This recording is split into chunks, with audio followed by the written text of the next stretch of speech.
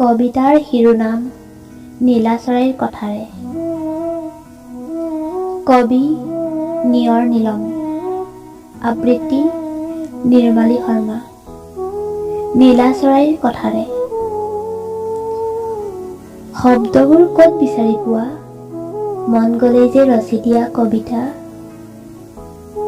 তুমি নজনাকৈয়ে জুমি চাওঁ জানা, তোমাৰ প্ৰতিটো শব্দৰ কোহে কোহে বৈ থাকে মৰম নামৰ নিজৰা।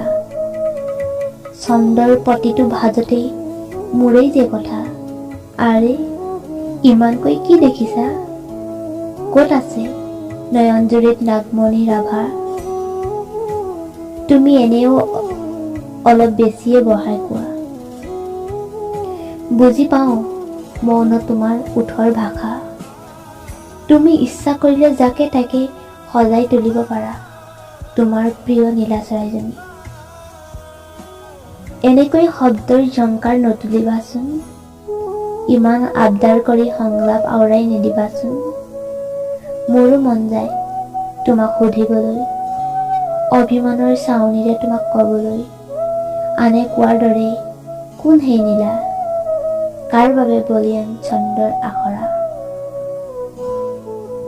অতি সংগোপনে চাই ৰওঁ তোমালৈ, এজন নীৰৱ দৰ্শক হৈ হুমুনীয়া কাহো।